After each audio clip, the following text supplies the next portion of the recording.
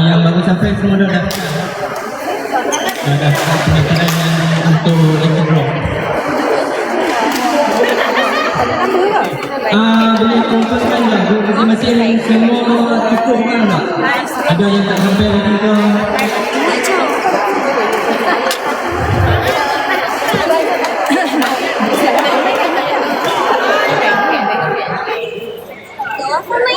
Dah tak main.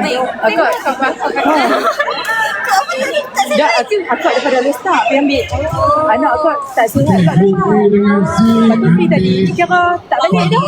Tapi kata ada ganti kat ni. Saya punya 3 kali ya, 3 kali sampai ke kat Kim juga sebab Hanis tak main ni. Itulah. Dia pun main league tender lah kan. Group A dengan C. Telefon tak ada. Group form tak ada.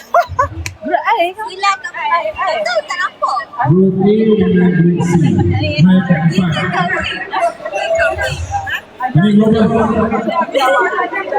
Selamat. Saya pakai filter.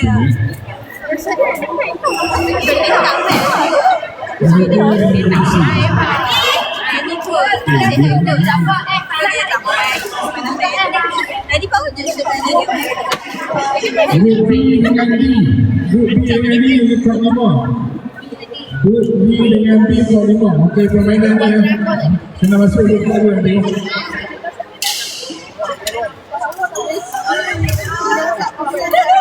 Anak tak sihat.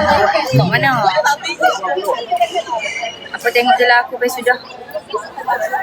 Sama lagi. Ini kod 5. Kod 6. I dengan G. Kod 6 I dengan G. I dengan G. Sama.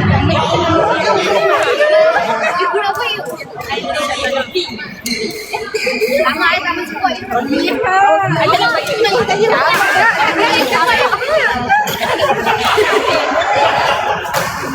Dia suka ambil mata pegang. Correct.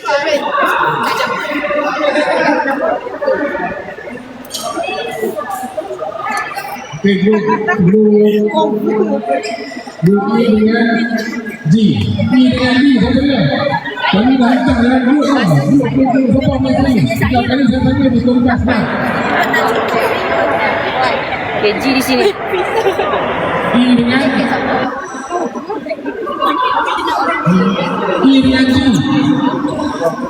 I dengan G. Tolong masuk kami saya tengok. I dengan G. Berapa orang ada sini? Dah bagi cantik. I dengan G. Satu. Nanti dah nanti. I G. I dengan G. Boleh? Ada kali tak? I dengan G. Saya nak I dengan G. Ni seperti apa ni? Ini bernama. Ni. Tu budak tu. Ada. I dengan G. Satu, dua. Ni, ada ni yang keluar. Satu, dua, semua. Ada tak? Ada sini. Jaga di sini. Uish.